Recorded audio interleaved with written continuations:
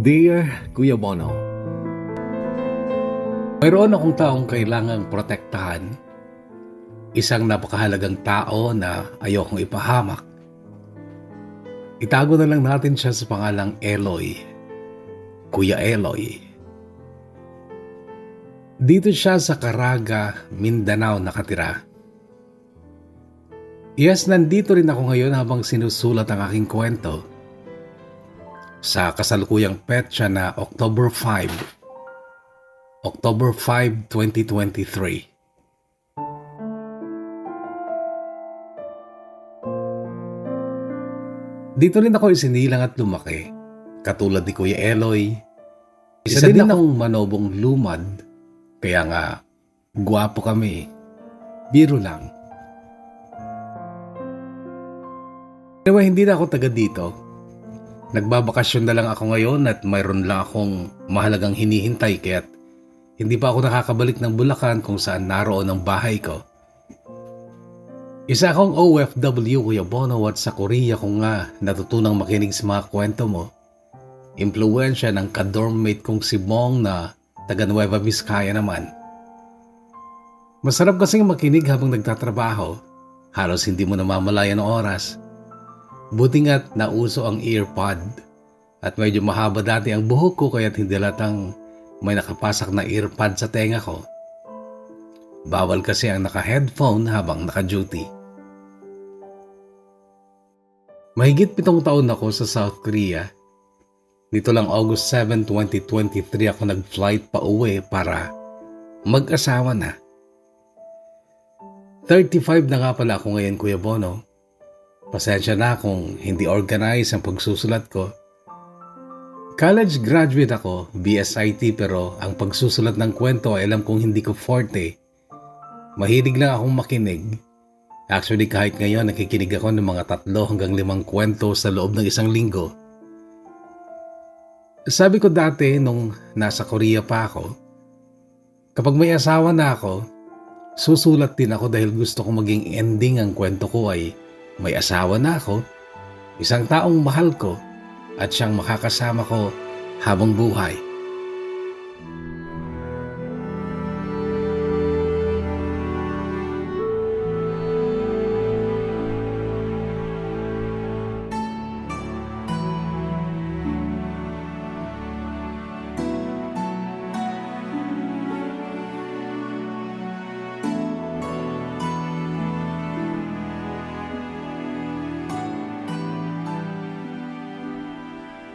Tahimik at payapa na ang lugar na ito sa Mindanao. Hindi kagaya ng mga bata pa kami na maya't maya may putukan sa pagitan ng mga sundalo at mga rebelde. Nasanay na nga kami noon eh. Parang ordinaryong araw na lang ang makarinig kami ng putukan dyan. Maraming babaeng na byuda, maraming anak ang nawalan ng ama at kabilang ako doon. Hindi ko ikakahiyang sabihing rebelde rin ang aking ama at ang dahilan ay maaga kong naunawaan. Kung hindi nga lang kay ina, malamang rebelde rin ako ngayon. Nakapag-aral kahit papano sa ina. Nakatapos siya ng high school sa edad nga lang na 21, while si ama ni grade 5 ay hindi niya inabot. Mahirap ang mag-aral sa parte ng mga lumad, alam niyo naman siguro ang dahilan. Ang mga paaralan namin sinusunog o ginagawang kampo ng mga sundalo. Mga teachers namin pinararatangang supporter ng kilusan. Kaya si ama, grade 4 lang ang inabot. Naghiwalay nga pala ang magulang ko bago mawala si ama. Umibig sa isang lalaking taga-bayan si ina. Nakilala niya si Tito Waldo habang naglalako ito ng gulay sa palengke.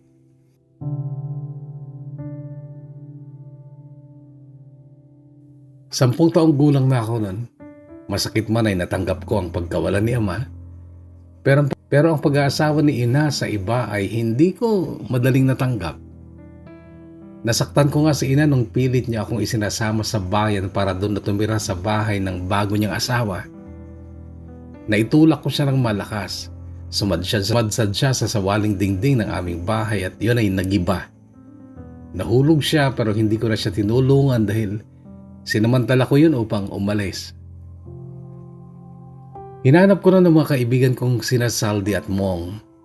Sasama ako sa kanila sa bundok para hanapin ang kampo. Alam kasi namin na maraming bata doon ang nagsasanay para maging army ng makakaliwa. Sa baryo ay hindi ko nakita si Saldi. Sabi ng isang bata, umakyat na raw sila. Sumunod ako mag-isa pero muntikan akong mamatay dahil habang naglalakad sa kagubatan ay bigla na lang nagkaputukan. At bigla akong nabuwal dahil may taong bumangga sa akin. Takot ko lang noon. Pero nawala ang takot ko nung malaman kong hindi niya ako binangga para saktan kundi upang iligtas sa nagliliparang mga bala. Ang taong iyon ay si Kuya Eloy.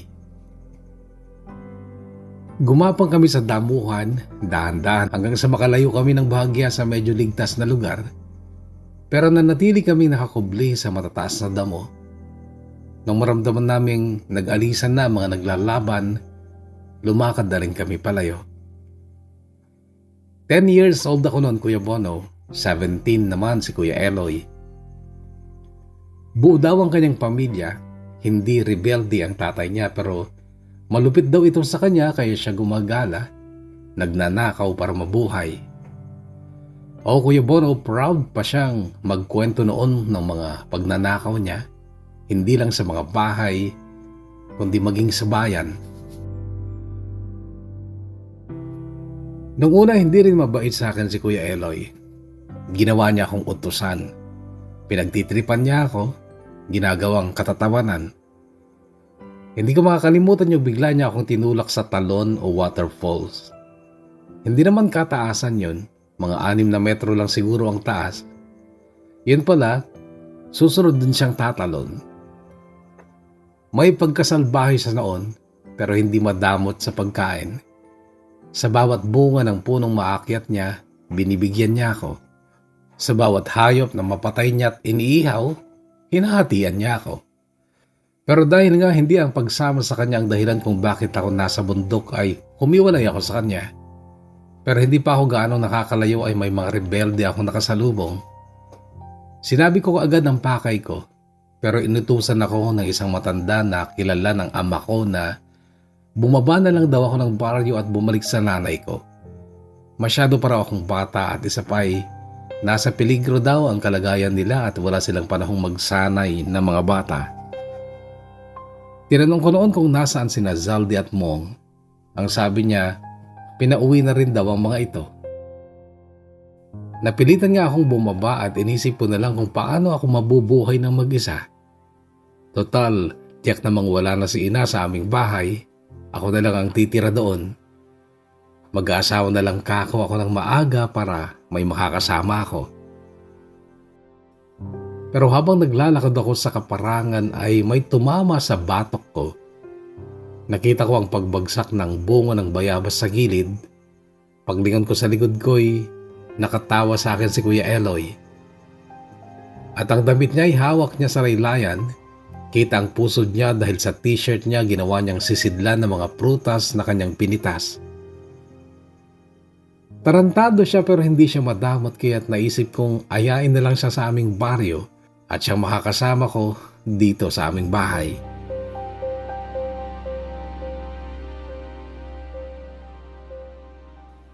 Itong bahay namin noon ay halos kubo lang. Ngayon ay medyo malaki na. Kalahating hollow blocks ang dingding, kalahating buho. At humahanga ako kay Kuya Eloy kung paano siya nakapag-akyat ng hollow blocks dito sa napakalayong bundok. Siguradong katakot-takot na hirap at sakripisyo ang kanyang ginawa. Iyero na rin ang bubong at may malawak na balkonahe sa harapan na siyang pinwestuhan ko nung dumating ako. Nakakandado kasi ang parehong pinto sa harap at sa likod. Malalaking kandado pa naman. Sa kabilang barangay na nasa 30 kilometro ang layo, may kuryente na. Dito wala pa rin at hindi ko maintindihan kung bakit noong panahong magulo dito ay mas marami pang nakatira dito kaysa ngayong tahimik na. Dati, iniiwan namin ang lugar na ito kapag pinapaalis kami ng mga sundalo. Pero kapag lumamig na naman ang sitwasyon ay bumabalik kami dito dahil magandang lupa dito. Malapit pa sa ilog at may sapad dyan na napakalinaw lagi at napakalamig ng tubig mula dyan sa bundok. Ngayon kung bibilangin ko ang mga bahay dito, nasa 8 na lang, magkakalayo pa. Dati dyan sa tapat, sa kabilang kalsada, kung matatawag mang kalsada yang daanan lang naman ng mga tao at kalabaw, nariyan dati ang bahay ni Nazaldi na kababata ko. Ngayon wala ng bahay dyan at ang makikita mo ay mga talahib at matataas na puno at ang kawayanan sa gawing doon na ngayon ay napakalago.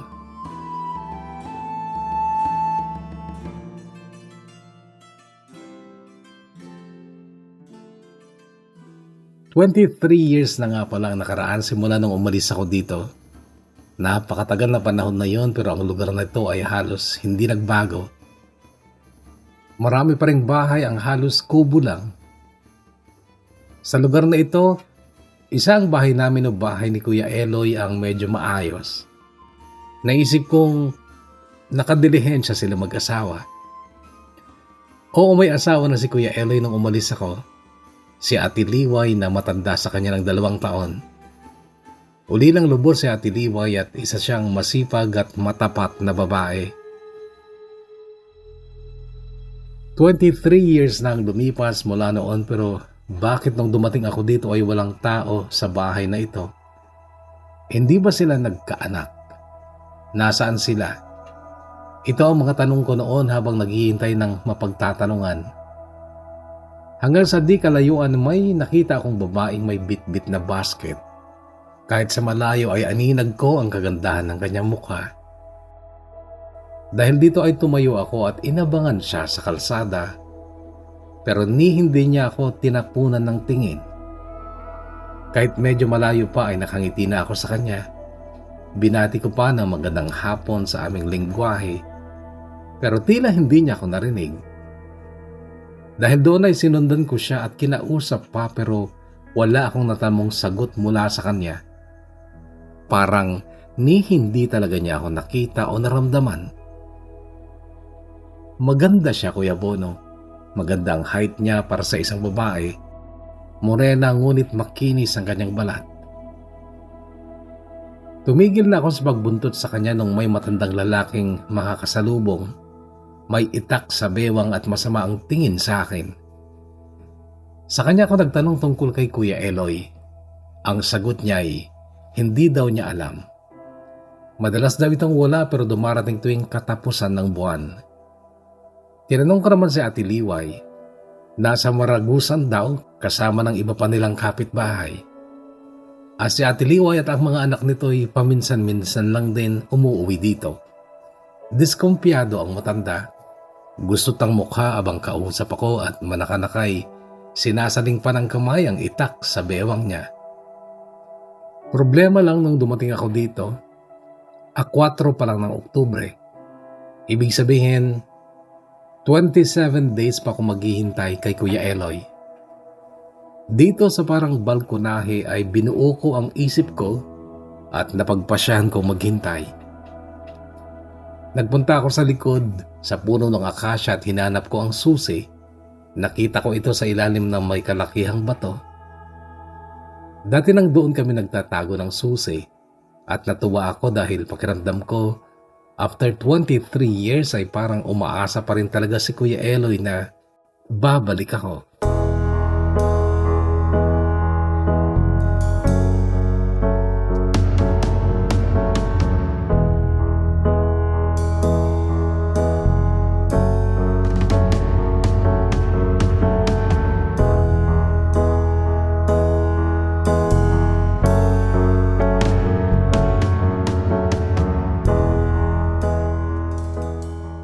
Sa bahaging ito ng aking pagsusulat ay narito ako sa tabing sapa, nakaupo sa malaking flat na bato sa ilalim ng puno ng balite. Ang batong ito ay diving board namin noon ng mga kaibigan ko kapag kami ay hubot-hubad na naliligo dito sa sapa. Ang petsa ngayon ay October 7, 2023. 2:00 ng hapon. Pangalawang araw ko ng pagsusulat ngayon. Hindi ako masyadong nakapagsulat kapag gabi. Nakikiramdam ako sa paligid.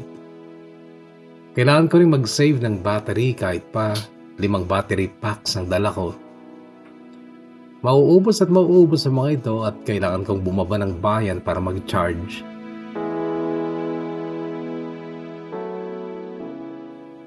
Bukas nga pala sana, October 8, ay araw ng kasal ko. Araw ng kasal namin ni Ilona.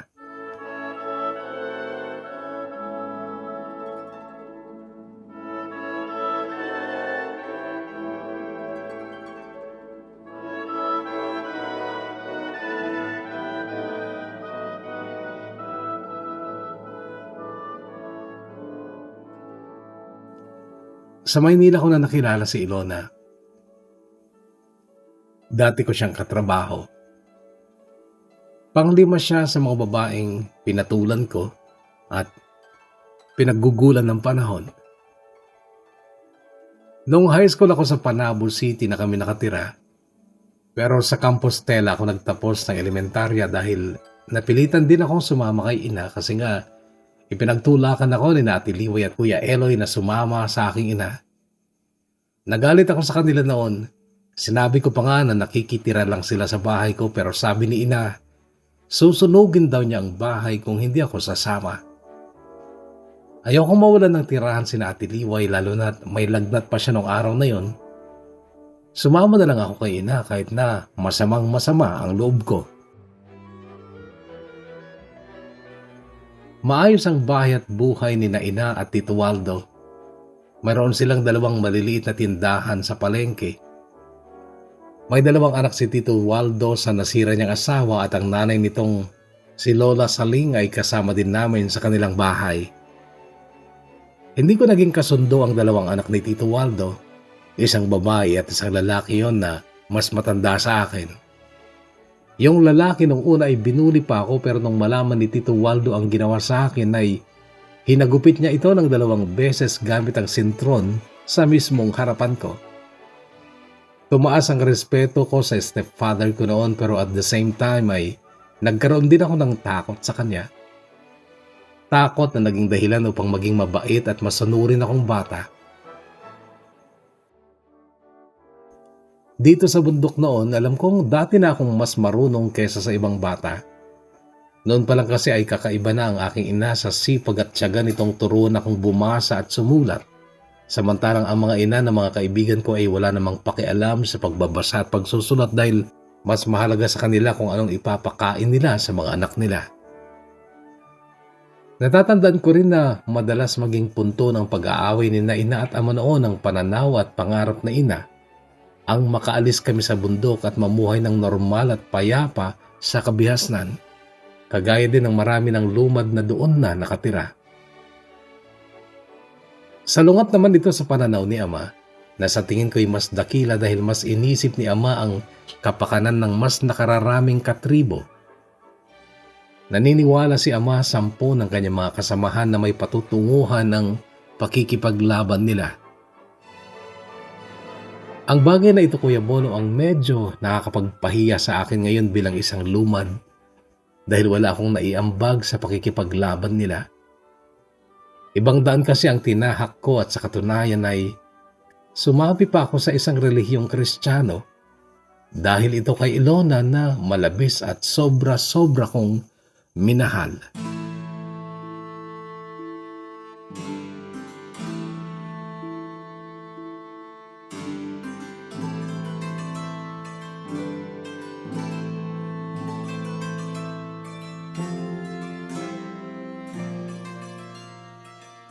Nung mag-asawa sa edad na 18 si Kuya Ibong na panganay na anak ni Tito Waldo, ipinamana nito ang isang tindahan kay Kuya Ibong. Yung isa naman ay binenta at saka kami lumipat sa Davao, sa Panabo nga. Nakita ko kay Tito Waldo ang determinasyon sa pagsisimula ulit ng bagong negosyo kahit nung una ay naging napakahirap dahil tumira kami sa maliit na bahay na inuupahan lang. Noon ako nagkaroon ng mga kaibigang Kristiyano, Karamihan ay mga Katoliko pero hindi pa rin ako napasakop noon dahil mahalaga sa akin ang pagiging lumad ko at ang aming espiritual na paniniwala. Sa Panabol City na ako nag-high school habang sinasaksihan ng pag-unlad ng buhay ni Ina at Tito Waldo. Fourth year high school ako ay lumipat na kami sa bago at malaking bahay nila. Kasama ko pa noon si Sarah na siyang una kong naging kasintahan. Siya rin ang unang babaeng nagpalasap sa akin ng sarap ng pakikipagtalik pero hindi ako ang nag-initiate kundi siya. Dahil ako bilang isang lumad ay malaki ang respeto at paggalang ko sa mga babae, ngunit si Sarah ay hindi lumad kundi isang Kristiyano. Siya ang gumawa ng paraan na may mangyari sa amin. Hanggang sa nasabi kong lalaki lang ako at nadadarang.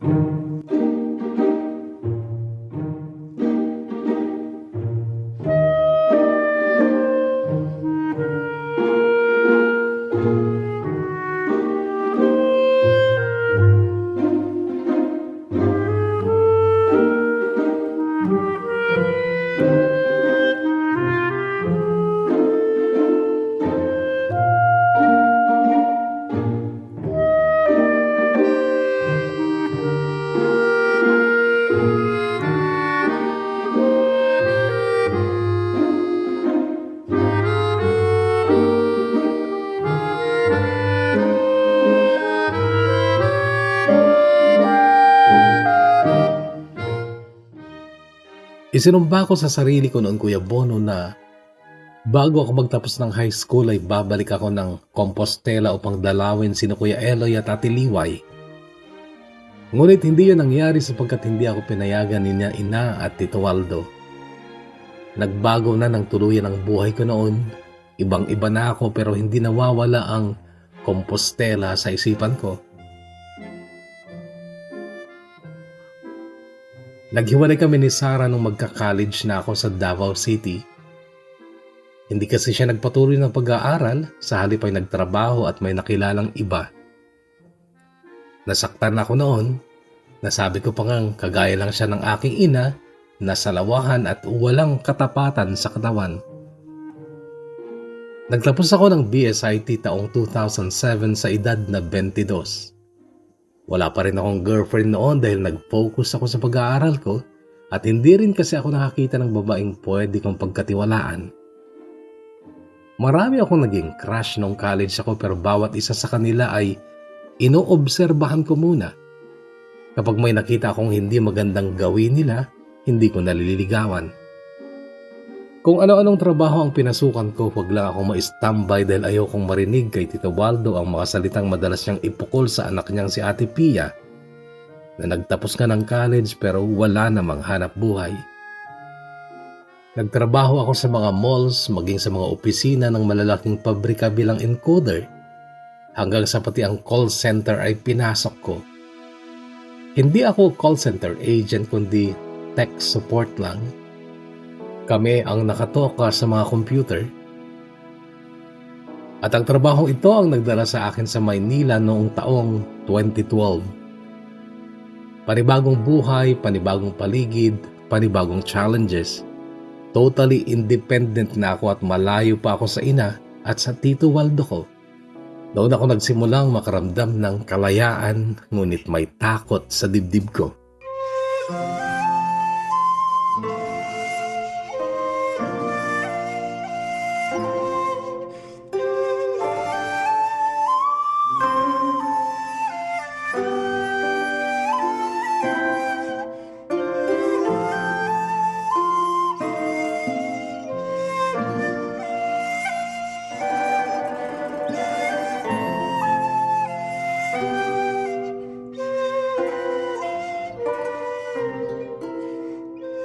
Nagkaroon ako ng mga karelasyon sa Maynila pero hindi ako umasa ng maayos at seryosong relasyon mula sa kanila dahil hindi ko naman sila niligawan. Masyado lang moderno ang buhay at kultura ng Maynila at ang apat na babaeng yon ay malayong malayo ang kalidad sa babaeng hanap ko. Kahit matagal na ako noon sa Maynila ay konserbatibo pa rin ang aking pananaw tungkol sa babaeng mamahalin ko ng seryoso.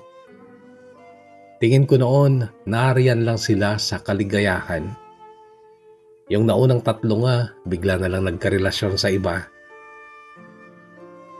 Yung isa naman, may manliligaw ng seryoso pero nakakatalik ko pa. Siya si Ilona. Lasing lang kaming pareho nung may mangyari sa amin sa unang pagkakataon. Hanggang sa may nangyayari na kahit hindi naman kami nakainom, pero wala kaming usapang kami. Call center agent siya, modernang babae, umiinom, naninigarilyo. Hindi siya ang tipo ng babaeng gusto kong makasama sa buhay ko. Babaeng uuwian ko sa bahay ko. Pero sa loob ng isang taong pagkakaroon namin ng relasyon kung tawagin ay friends with benefits, may nagseryosong manligaw sa kanya, si Arthur na empleyado sa isang recruitment agency sa 20th floor. Ang call center kung saan kami nagtatrabaho noon ay umuko pa sa 21st hanggang 23rd floor ng building. Alas 5 ng umaga palabas na ako ng office dahil tapos na ang shift namin nang biglang humawak sa braso ko si Ilona at sinabing, "Patulog ka sa flat mo?" Hinayaan ko siyang sumama sa akin. Kwarto lang actually yung inupahan ko, studio type apartment na masikip. Noon ko na itanong sa kanya kung bakit sumasama pa rin siya sa akin mukhang seryoso na si Arthur sa panliligaw sa kanya. Casual ang naging sagot niya. Pinipilit ko siyang gustuhin pero wala akong maramdaman. May nangyari na ba sa inyo? Siyempre wala. Wala nga akong maramdaman sa kanya, di ba? Noon ako parang natinag sabay tanong ng, "Bakit sa akin? May nararamdaman ka?" Hindi siya sumagot. Nagkumot hanggang dibdib siya pumikit. Tumabi ako sa kanya matapos kong patayan ng ilaw at tinangka ko ring matulog na, pero ramdam kong gising pa siya. "Oy Ilona, tinatanong kita. Ano ba? May damdamin ka ba para sa akin? What's the point na malaman mo pa? Hindi naman ako yung tipong babaeng gusto mo, di ba? E di magbago ka. Subukan natin. Try to be the girl that I want." Nakatitig ako sa mukha ni Ilona nung sabihin ko yon. Nakapikit pa rin siya pero nakita at narinig ko ang mahina niyang sagot. "Okay."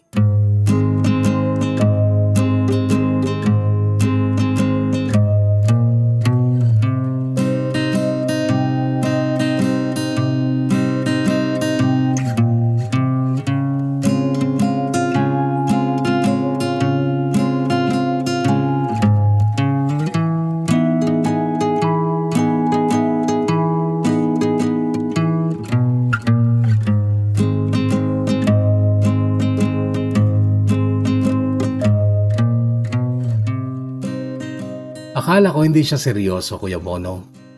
Kinagabihan, pumasok ulit kami sa trabaho pero nung madaling araw ay in-announce ng manager namin ang resignation ni Ilona. Napatitig ako kay Ilona noon, nagtama ang mga mata namin at masaya ang kanyang ngiti. Lumipat siya sa flat ko. Nagsama kami at nagbago nga siya. Noon nagtapos ang pamumuhay ko bilang single. You know what I mean? Yung hindi na ako naglalaba at nagpapalansya ng damit ko, hindi na ako kumakain sa labas dahil may tagaluto na ako. For more than a month ay pinagsilbihan lang ako ni Ilona. Pero nainip siya at naghanap ng pang-araw na trabaho at okay lang yun dahil sa araw naman ay tulog ako. Magigising ako, nasa flat na siya at gigising na lang ako para kumain. I did not expect, Kuya Bono, na magbabago ang pananaw ko pagdating sa ideal woman na inaasam ko maging partner sa buhay. Unti-unti natatanggap ko si Ilona hanggang sa nasanay na ako at hindi ko na siya kayang mawala.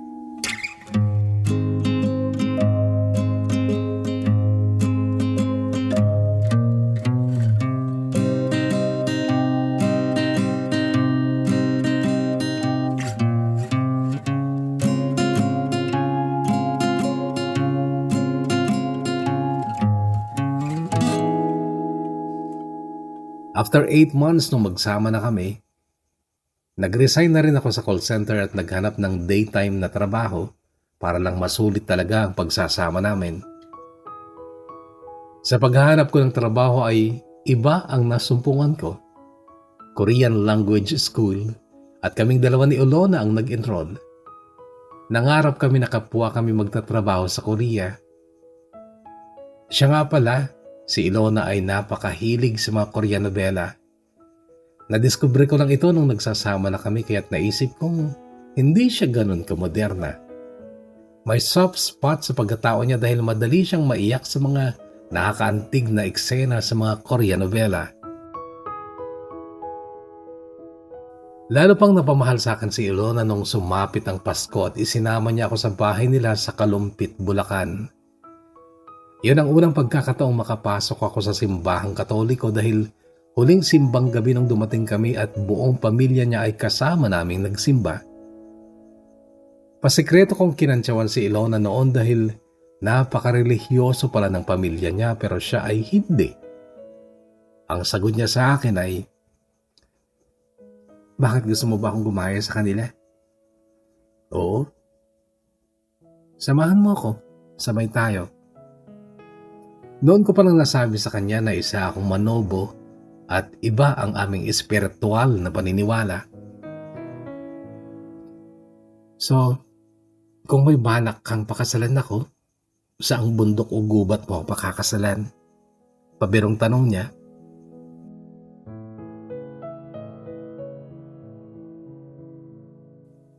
Buwan ng Marso nung magsimula kaming magproseso ng papeles namin sa aming kasal at noon ko naisulat sa papel sa unang pagkakataon na Roman Catholic ako.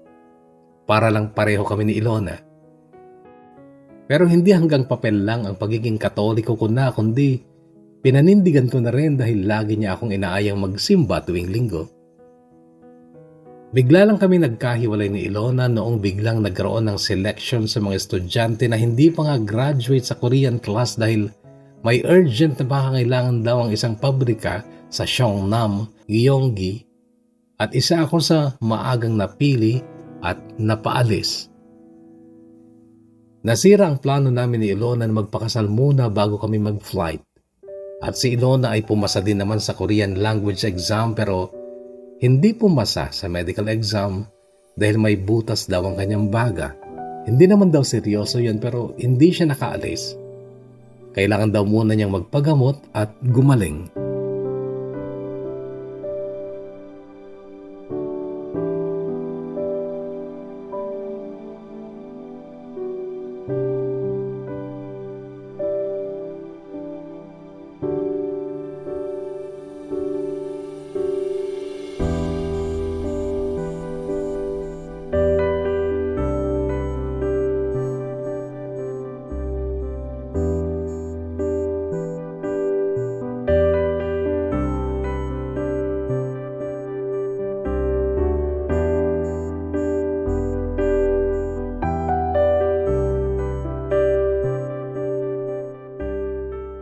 October 8, 2023 ngayon, Kuya Bono, pasado alas 8 ng gabi, nandito ako sa Oro Hotel, dito sa mismong bayan ng Compostela.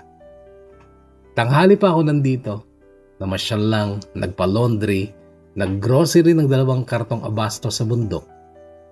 Bukas na ako aakyat.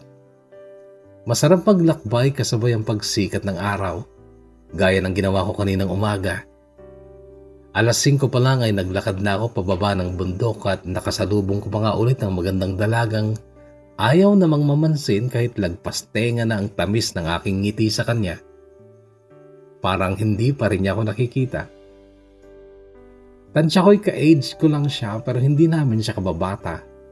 Or wala siya sa lugar namin nung panahong kami ni Zaldi at Mong ang magkakasama. Hindi nga rin siya kilala ni Zaldi dahil bumaba daw ng bundok ang pamilya ni Zaldi noong 16 years old na siya.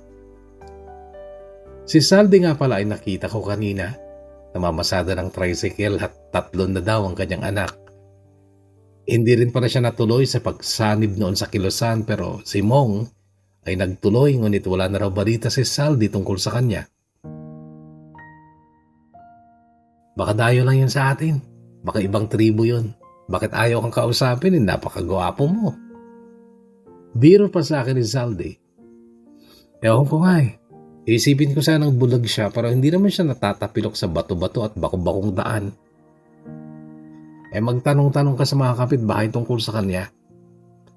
As if naman may mapagtatanungan ako. Iilan na lang nakatira doon. Lagi pa silang wala. Siguro nasa mga taniman o nasa ilog sila.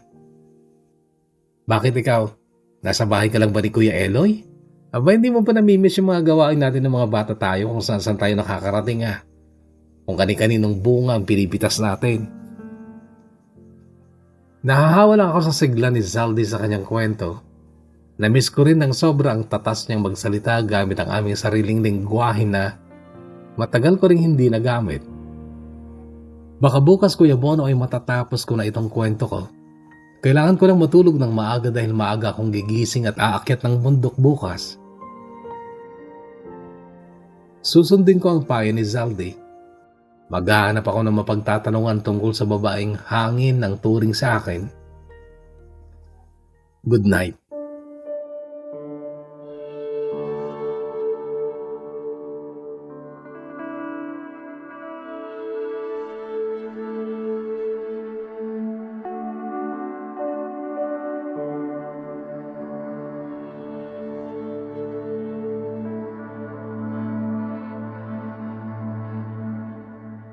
Ngayon Kuya Bono ay October 11, 2023. Alas 3:40 ng hapon. Nandito ulit ako sa Sapa. 2 araw akong hindi nakapagsulat dahil naging busy ako.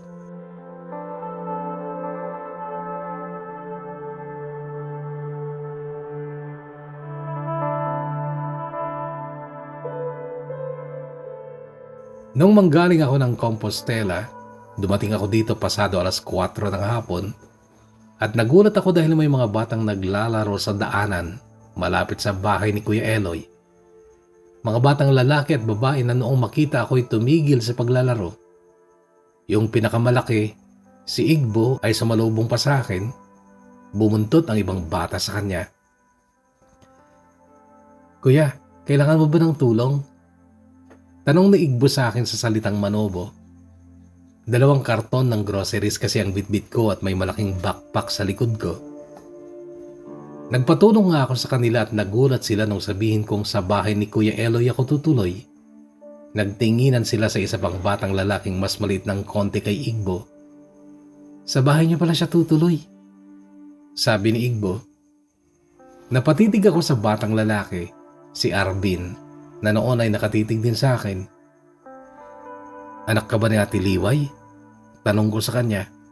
Opo, sagot niya, Tagalog. Nasaan siya? Andiyan na rin ba siya sa bahay niyo? Wala pa po. Nasa Maragusan po sila. Bakit ikaw nandito ka na? Sumama lang po ako dito. Hindi na po kasi ako nag-aaral. Ang tatay mo, si Kuya Eloy, nasa Maragusan din ba? Wala po Hindi ko pa alam kung nasaan siya. Noon ay tumigil na ako sa pagtatanong. Inisip ko na lang na hindi pa rin nagbabago si Kuya Eloy. Illegal pa rin ang mga diskarte niya sa buhay.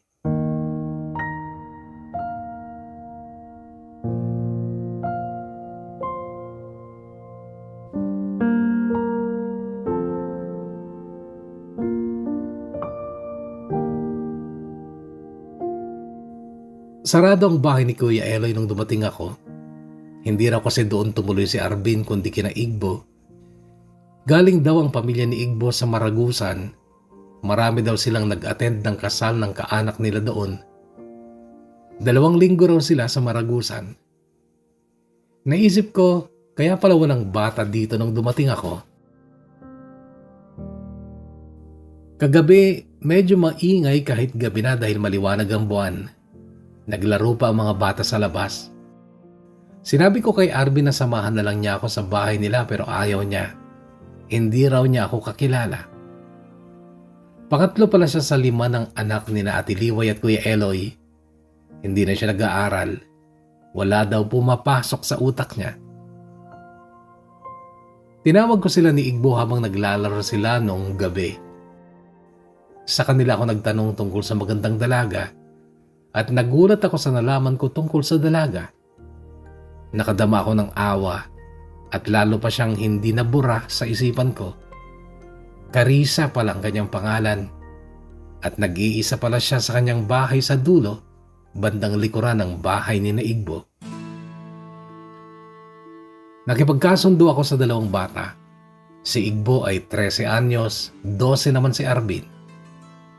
Sinabi ko sa kanila na pupuntahan namin si Carissa, ang dalagang maganda, at yan ay nangyari kahapon, Kuya Bono, October 10, at halos maghapon kami sa bakuran ni Carissa.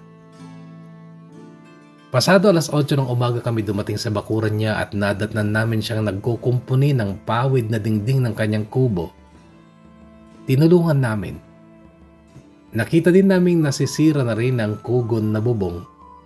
Nagbunot kami ng talahib, nagkayas ng kawayang pang-ipit tsaka namin itinakip sa bahaging maninipis na. Pinagtatawanan nga lang kami ng dalawang matanda dahil dapat daw ay pinatutuyo muna ang kugon bago isalpak. Nagmamasid lang sa amin si Carissa, pasenyas-senyas, binabawal kami. Nahihiya siya sa ginagawa naming pagtulong sa kanya pero wala na rin siyang nagawa. Ipinagluto na lang niya kami ng tanghali ang bigas na mais at sinabawang manok na native. Pasado alas 3 ay kasama ko ang dalawang batang naligo sa sapa para ulit akong batang tumatalon sa diving board na bato. Napakasaya.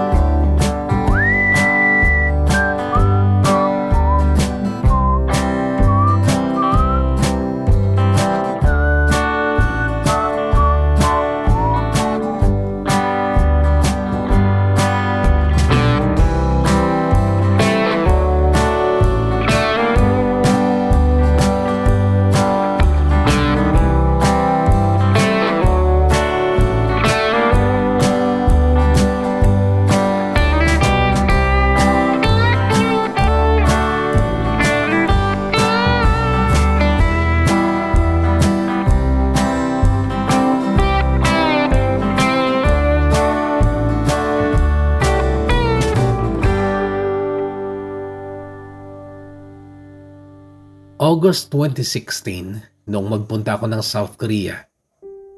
Kulang 3 taon ako bago ako umuwi at nagbakasyon noong September 2019.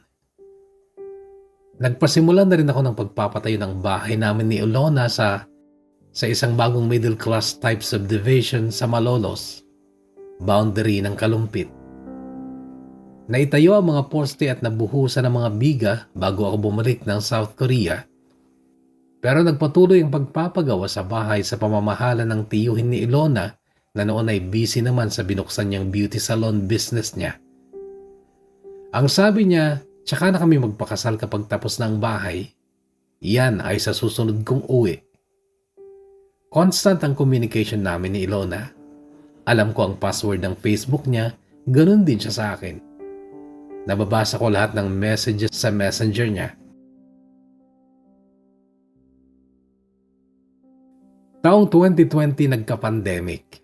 Naapektuhan ang trabaho namin ng matagal na panahon, hindi rin regular ang sweldo. Natigil din ang pagpapagawa ng bahay ko. Nung maging maayos ng lahat ay nagsimula ulit ako mag-ipon at nagpapadala din ulit ng pera kay Ilona para sa bahay na pinapatayo namin.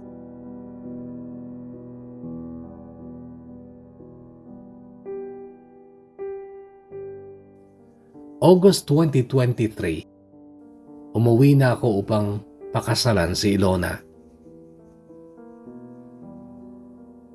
Pero bago yun Kuya Bono, ay napapansin kong wala nang nag-chat-chat sa Facebook niya kundi ako na lang. Nababasa ko ang mga messages ko sa kanya, ganun din ang mga message niya sa akin.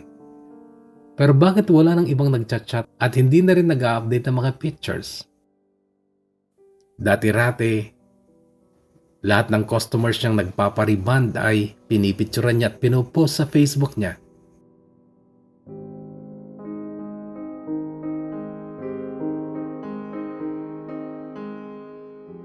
Then bigla na lang nagka-error ang Facebook niya at nung buksan ko, hindi ko na ma-open.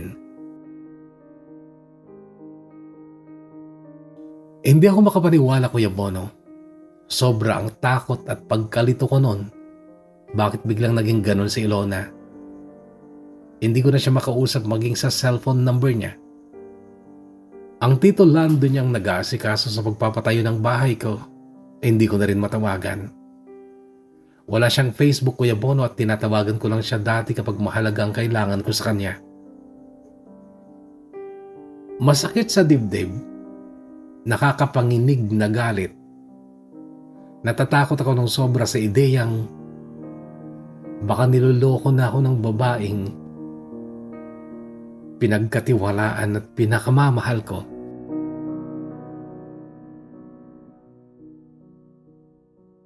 Umuwi ako ng August 2023. Ngunit naihanda ko ang sarili ko sa posibleng mangyari.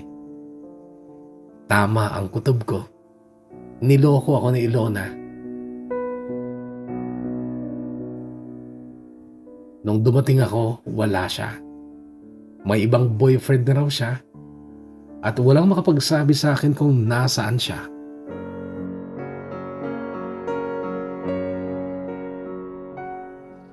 Ang bahay na pinatayo ko ng ilang taon, halos natapos naman. Kumpleto na halos, pintura na lang ang kulang at maganda ang pagkakagawa. Malinis ang konsensya ni Tito Lando. Ang pinagkatiwalaan ko sa magpapatayo ng bahay, pero nahihiya sa akin dahil kinilimbat ng pamangkin niyang si Ilona ang perang dapat sana ay nakabili pa ng mga gamit sa loob ng bahay. Hindi lang sana completely finished ang bahay kundi fully furnished pa sana. Pero pinagsamantalahan ni Ilona ang tiwala at pagmamahal ko sa kanya.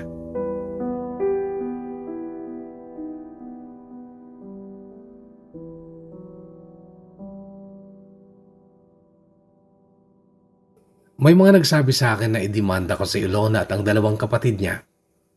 Sabi ko hindi na. Mabuti nga't hindi buong sweldo ko ay pinapadala ko noon sa kanya. Nagtitira ako para sa sarili kong ipon. Pinatapos ko na lang ang bahay. Pinalandscape ko pa sa harapan at sa gilid.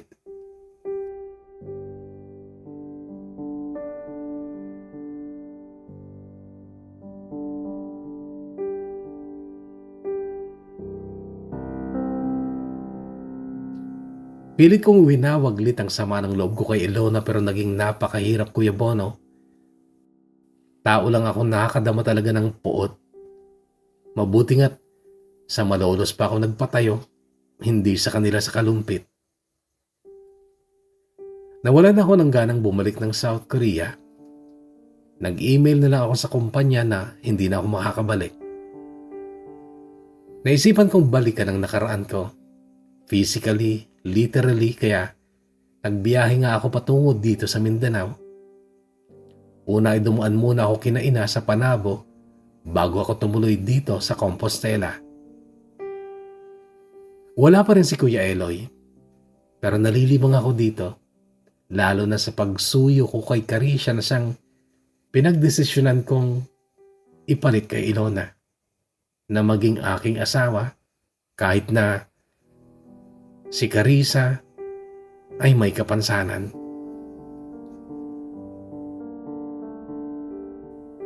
Kung titingnan mo siya, Kuya Bono, ay parang wala siyang diferensya. Sa katunayan, magandang-maganda si Carissa. Bagay sa kanyang morenang balat. Lalo pa siyang gumaganda kapag nakangiti siya. Halos gabi-gabi kong pinag-iisipan kung siya na ba talaga. Hindi siya nakakapagsalita. Pinutulan siya ng dila noong 13 years old siya. Hindi ko na lang babanggitin kung sino ang gumawa. Basta't naipit siya noon sa sitwasyon sa kanyang ama na isang rebelding natural ay nagtatago.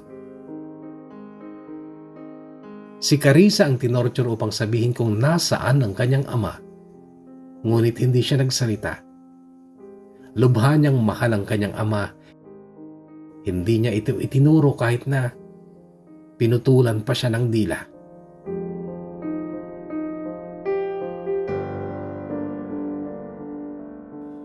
Nakakapagsulat si Carissa.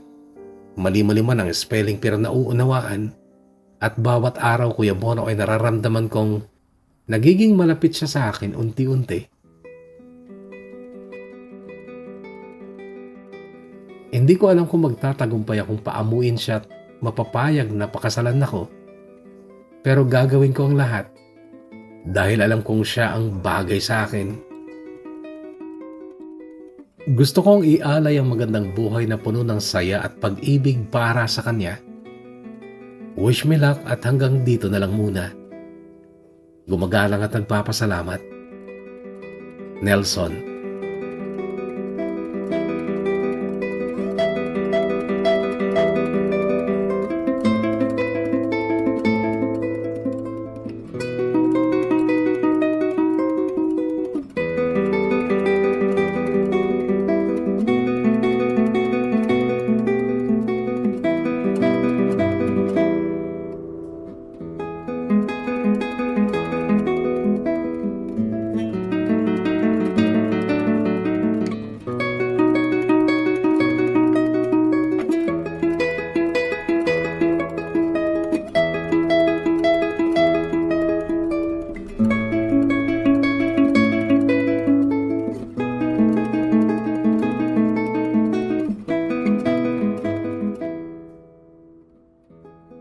Kahugot na Nelson, una sa lahat, maraming salamat sa pagbabahagi mo ng iyong natatanging kwento dito sa DKB. And I am not just going to wish you good luck, kundi hangad talaga sa kaibuturan ng aking puso na sana makamit mo yung inaasam-asam ng puso mo. Not only because naging biktima ka ng panluloko, gaano ba kasakit yung pinagkatiwalaan mo, yung isang taong mahal na mahal mo pa naman. Sabi nila ang backstabbing daw ay masakit lang, depende kung sino ang gumawa nun sa'yo. At alam ko napakasakit yan sapagkat mahal na mahal mo yung gumawa nun sa'yo. I really can feel that, pero hindi sana dahil lang sa desperasyon kung bakit ka nagdedesisyon ngayon na magkaroon na ng bagong mamahalin. I really do hope na nakita mo si Carissa bilang isang karapat-dapat na nilalang na pag-aalayan mo talaga ng iyong buhay. Hindi lang dahil may sama ng loob ka pa sapagkat kailan lang nangyari yung pagtataksil at manloloko sa'yo. I believe, I also can feel the fact na kailangan ni Carissa ng isang taong kagaya mo, and I hope na buo talagang isip mo at ang puso mo na siya na talagang piliin mo. And again, hangad ng puso ko na sana ay makamit mo kung ano yung inaasam talaga ng iyong puso. Again, kahugot na Nelson, maraming salamat.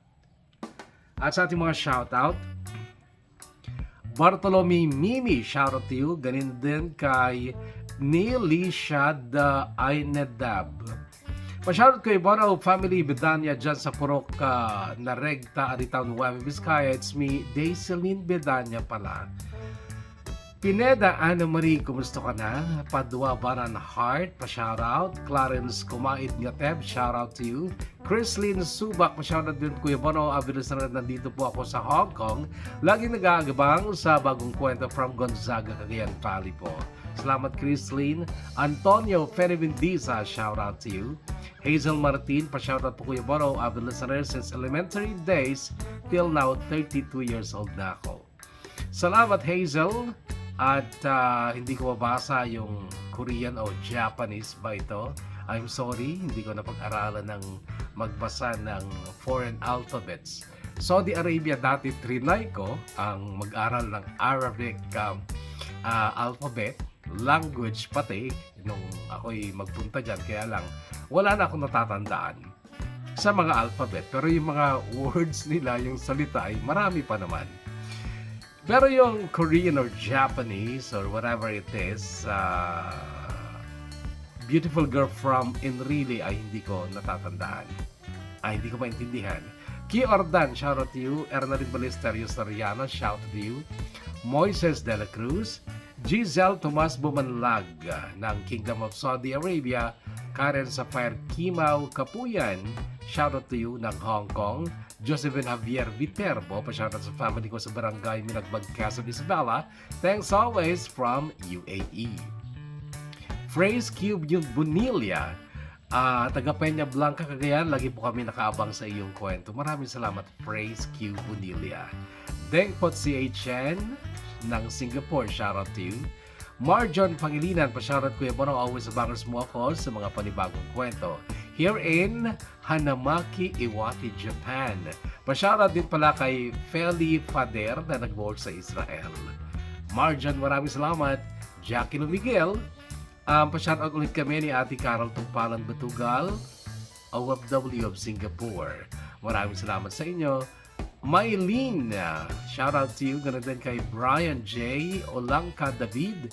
Shoutout to you ng Libag Norte, Tuguegarao City. Catherine Lastica Domingo, abangers always sa news stories. Happy listeners here in Israel. Pa-shoutout na sa BFF ko sa Kuwait na si Roan Corpus. Catherine, maraming salamat. And Reynold Kanyada, shoutout to you. Pa-shoutout po sa family Kanyada sa Negros at maganda kong asawa. I love you, asawa ko. Sherwin Veralde de Guzman ng San Mariano, Isabela, shout out to you. Raymond Cadaba, pa-shoutout laging nag-aabang sa bagong upload. From Raymond of Bagao. Salamat, Raymond. Our Queen Ace Obare Rodriguez, shout out to you. Shout out po kami dito sa Marabulig Dos, Kawan, Isabela. Lagi kami naghihintay sa bagong kwento. Thanks po, ingat palagi. God bless always. Our Queen Ace Obare Rodriguez. Agyaman. Solano, pa-shoutout Kuya Bono from Hong Kong, taga Tagum, Davao del Norte pala si Solano. Yan ng Etasem. Hello Kuya Bono, pa-shoutout for listening here in Hong Kong from Malvig, Isabela. J. Rain, shoutout. And Maria de Amor, pa-shoutout. Mary Joy Luwato ng Hong Kong from Polomolok, South Cook, Tabato. Maraming salamat, Maria de Amor. Kate Austria, salamat po sa bagong kwento. Salamat din, Kate. Dumanas B. Mir Ariana, salamat sa iyo ng Kuwait. Jerome Umba, shout out to you. Irma Linda Evangelista, may aabangan na naman po ako, Kuya Bono. Pa-shout out Kuya Bono from Hong Kong. Leslie Atorod Sanchez, okay? Ang hilig niyo magbalik-baliktad, ano? Shoutout Kuya Bono, lalo na sa kapatid ko nagtatrabaho sa Davao Doctors Hospital na si Joyce Sanchez. Aldrin Monterosa, pa-shoutout naman po Kuya Bono from South Korea na lagi nag-aabang ng mga bagong upload na story nyo, Kuya Bono. Pa-shoutout din po ang pinsan ko na si Mark Jacob M. Vargas na lagi din nag-aabang, nakikinig sa mga story na binabasa nyo. Salamat, Aldrin Monterosa. Angela Ligayo, shoutout to you ng Alhasa, Saudi Arabia. Jocelyn Pascua, si Kagawad ng Kawayan City, Isabela. Rubilin Gapay Asiri, shout Kuya Bono from Nagilian, Isabela. Lagi po akong abangers ng story sa lahat ng page mo. Thank you, Rubilin. Susan Aquino Gallievo Viernes, shout out to you. Angelito Heron at sa lahat ng Heron family, shout out sa inyo. Sherwin Veralde de Guzman, lagi ako naghihintay ng new upload. Thanks a lot, Sherwin. Marlon Cara Romero, pa-shout Kuya Bono, paki-greet nga po anak ko na si Margo Gia Obidosa Romero. Happy 6th birthday from Daddy. Pasensya na anak, hindi makauwi si Daddy kasi OFW. Babawi ako kapag nagbakasyon ako. Thank you from Marlon ng KSA. Kiel o Kriel, thank you for another story. Thank you also, Kriel. DJ Teruel Likigan, shout out to you. At maraming salamat sa lagi pagkantabay. Maynard Castro ng Montalban, Rizal, shout out to you. J. Paul Andres, pa-shout Kuya Bono, it's me Paul from Angadanan, Isabela, na sobrang adik sa mga kwento ng mga senders sa iyo Kuya Bono na taga-basa. Salamat sa J. Paul Andres. Angel Bernabe Baradi, Kuya Bono, pa-shout out listeners from Rojas, Isabela. Angel, thanks a lot. Lilibet ba rin sa Sabado? Pasyarat Kuya Bono, lagi ako nakaabang sa lahat ng mga channels mo. Lilibet at minagbagkaso ni Spala. Julio Cesar Patricio, hello Kuya Bono, pasyarat po mga kaibigan ko sina Mark Jeffrey Di Martin, Bob Verbo, Roland Betania, at sa kaibigan kong si Dennis Laming ng mga solid bangers mo Kuya Bono from Pilar Capiz. Maraming salamat Julio Cesar Patricio. Janessa Juarez Utilia, shoutout to you. At nabasa ko lahat ang 60 shoutouts. Hingal nga lang ako. Anyway, maraming salamat muli mga kahugot. Muli tayong magkakarinigan sa panibagong kwentong hatid ng DKD.